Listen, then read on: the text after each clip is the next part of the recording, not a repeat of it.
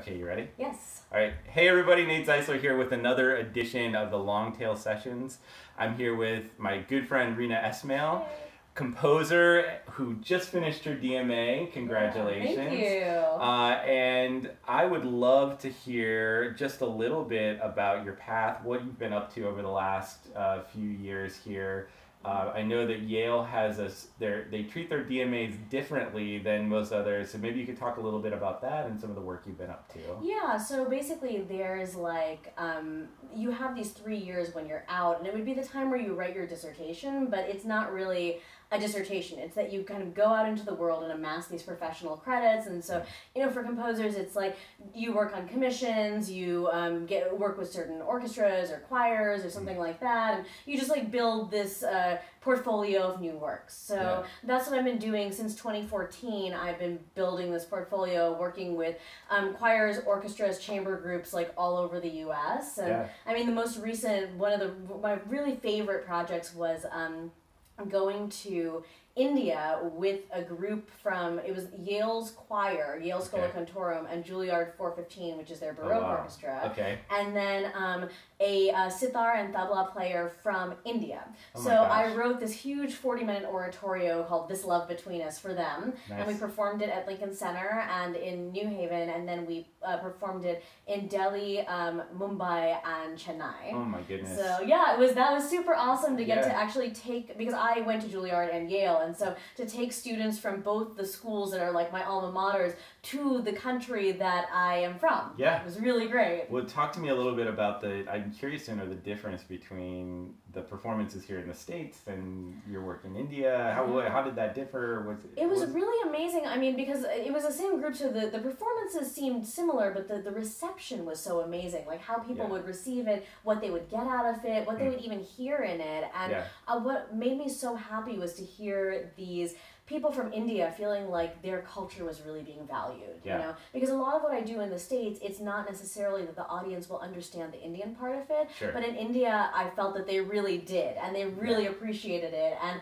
I mean, that's what I want to be, because I'm really someone who works between these two cultures, so I want to be a person who brings those people together. That's amazing. Yeah. Well, and so it's interesting to me, we were talking a little bit just before hitting the record button, you're identifying with your cultural identity and bringing compositions forward as a musician in this game, as a bassoonist. I don't often get to think about my identity because I'm performing works that have already, you know, the ink is already dry. So talk to me a little bit about the process for you and what that's been like as you think about the juxtaposition of two different cultures and your work. Yeah, I mean, it's been amazing because also, I mean, you know, from the performer angle, I find that there are people who, you know, maybe Indian Americans or people who come from that culture who don't see their own culture valued in Western classical music, but they've grown up here, so they've studied that kind of music, right? So it's like, I have a song cycle, and I find that there are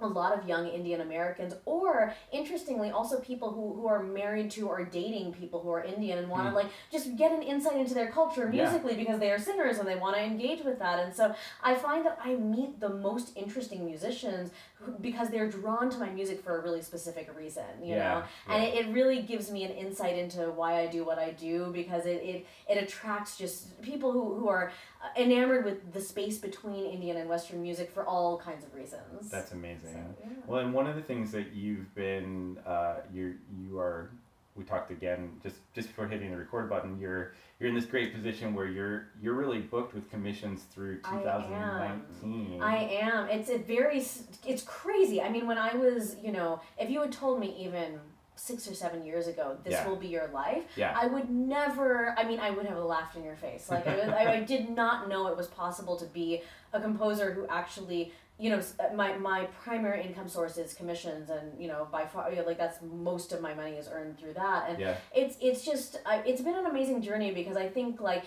after I got my first big commission, I was like, okay, well, I'm set for life. Like, this is all I've ever aspired to do, so that's great. So everything that comes after that just feels like gravy. It just feels like, oh, I'm already so grateful for everything, so this is just great, you know? Yeah, well, I'm curious to know about those, you know, that span. you presumably, and we know you haven't been fully booked for years. Right. So what was that process? As you were getting rolling, you mentioned like 7 years. So maybe the first 2 or 3 years. What was that like for you? And what were some of the things what were some of the challenges and the early successes that you felt? Yeah, what was so interesting is, as a young composer, you're taught, you kind of see what the odds are, right? So you're like, okay, I'm going to apply to like 10 things and maybe I'll get one of those things. And you get used to those odds because for a long period of time, you're working just in oblivion, you're just there at your desk and you write something and maybe it gets performed once and like, whatever. And you know that it should be more, like people should take it more seriously, but that's just what it is. And so you think that will be your whole life, right? And you're preparing yourself for that to happen. And then all of a sudden, without you realizing it, the odds suddenly change, right? So there was a time, I think, in 2014, 15, and there have been many periods where the odds have changed in various ways, and who knows, they'll change again, maybe in the opposite direction. We have no idea. But there was that point where I had applied for a bunch of different fellowships and like said yes to certain commissions that I thought like maybe would or wouldn't work out, and all of them converged in this perfect storm where I was like triple booked for 3 months because everyone said yes, right? And so then it was this thing of having to figure out how to artfully back out of things without ruining the relationships. And so for me it's been a game of figuring out how to say no to a situation without saying no to the people involved in that situation. Oh, that's a difficult situation, but it sounds like you came out of it okay. And I'm curious, in those situations when you are super booked and feeling kind of overwhelmed, what are some things that you do to kind of take a break, find some balance? Well, I find that actually if I'm in a situation where I'm so worried about something or I'm not sure whether I should take something or not, I always try to do things that involve my body instead of my mind. So, trying to like do yoga or trying to get outside and go for a run, or even I live next to the Huntington Gardens, which are these beautiful gardens in Pasadena, and so I go there sometimes and just look at the trees and the flowers and stuff like that. But I find that then if I have a practice of valuing the signals that my body is giving me, I'm able to know whether to say yes or no, because even if my mind is figuring out like, oh, you can just do this, you can fit this into this little space, my body is saying, no, you don't want to do this. So you have to just listen to what your body is telling you. That makes a ton of sense. Finding that balance is something that comes up over and over again, and certainly everybody has to find their own path. It's not a one size fits all, but those things like yoga and certainly going and enjoying a nice walk in the Huntington Gardens is always a way to well, and also figuring out like how to not feel guilty for that.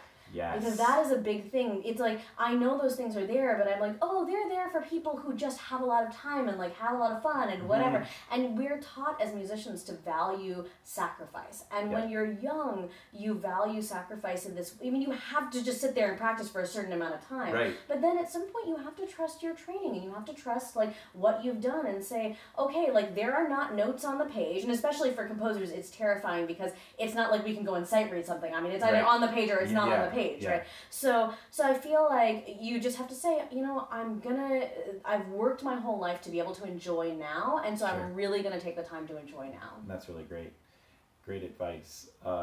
What are you excited about that's coming down the tubes in the next 6 months or there are so many things. I'm writing a piece for Chicago Sinfonietta right now, and that's just like a straight orchestra piece, but it's I'm co-billed with Jennifer Higdon actually, and it's like so exciting because she's just a hero of mine. I just love her, and like to even be able to be on the same stage as her is like such a huge privilege for me. And then later on in the season, I have a piece for Albany Symphony and the Indian classical singer. And so I always just love opportunities to bring these two groups of people together. And this will be really nice because this is a singer that I've worked with over many years. And so it's really different than coming into a situation where both groups are unknown. And Albany I've also worked with for probably just as many years. That's fantastic. Well, I'll definitely put the dates of those performances in the bottom of the video here. Great. So 3 questions I ask of every person that comes on the vlog.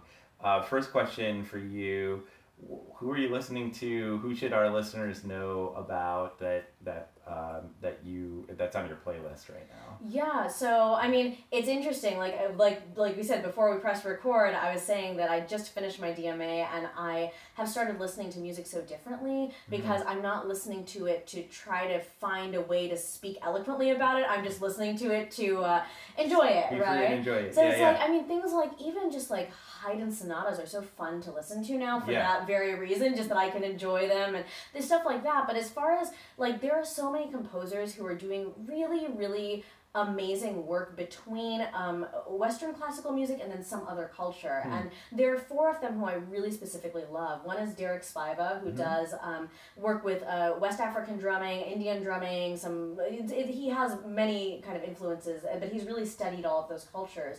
And then Juan Pablo Contreras, who does stuff with Mexican traditional music, Selena Fisher, who does stuff with New Zealand native Maori music and some Japanese music, and she's kind of a New Zealand Japanese mix herself as a person, and then what's his name? Oh, Connor Brown, who does stuff with Turkish music. And so I mean, there's so many people who are just engaging at such a high level, and I love getting ideas from them and exchanging ideas with them. That's really fantastic, and we'll definitely I'll do a little search on Spotify to see if anything's up there. If not, I'll put some links in the show notes below so you can check out some of their stuff, which is wonderful. Great. Next question for you. What is a tool of the trade that you swear by, something either in the digital world or analog, something that you can't live without? So I gotta say, it is my iPad. I got an iPad just a few months ago, and before that I was writing with on hand, and I write by hand, and I don't write into Sibelius or anything because it's the kind of music I write. It's very, very stressful to put on Sibelius. So I was looking for something that I could travel with and that I could always feel like I was writing by hand, but just being able to travel. And now that I have this iPad, I mean, my life is just a completely different life. I use it for notating. I use it for looking up things, listening to music, note-taking in meetings, and I can synthesize things very fast. So that's really great. Yeah, that iPad, it's worth every penny, you guys. I don't work for Apple, but it's worth every penny. Good to know. Yeah. Good to know. Fantastic. And then the last question I have is, what are you reading? What should we know about? Yeah, so I just recently started reading this amazing book by this author named Azar Nafisi, and so she is this Iranian author, and I was just having a conversation with my dad, and he was like, "Oh, you should totally read this book by this person," and it's called The Republic of Imagination, and I just started reading it, but it's so beautiful because it just talks about this imaginative space that we've kind of lost as a culture, and how because she is this author who was teaching in Iran, in Tehran. She is famous for reading Lolita in Tehran. That's her big book, right? Yeah. And so we just have these preconceived notions about what reading literature is in that part of the world versus our part of the world, and she connects them in these really beautiful ways, and she's just such an amazing writer. So I'm so looking forward to getting deeper and deeper into that. And then the other book that I totally love, which is more one of those help yourself have skills for life type of book, is this great book by Tiffany Dufu called Dropping the Ball. And it's she is a woman with a high-powered career and with children, and she's married, and she figured out just how to have like a really great relationship with her husband and with her children, so that everyone's really pitching in and doing the right amount of work, and she's not falling into these like gender stereotype roles, and is allowing people to kind of participate in a way that feels right for them. So it's both those books are just such good messages, and I love them. Excellent, and I'll definitely include them again in the show notes below. So please check them out. Well, hey, thank you so much for being a part of this. It was great to have you on. I will include all of Reena's contact information below her, where you can find her on social media. And thanks so much for being a part of the interview. Thanks for having me. Bye, everybody. We'll see you next time. Have a good evening, afternoon, day, whatever it is. Bye.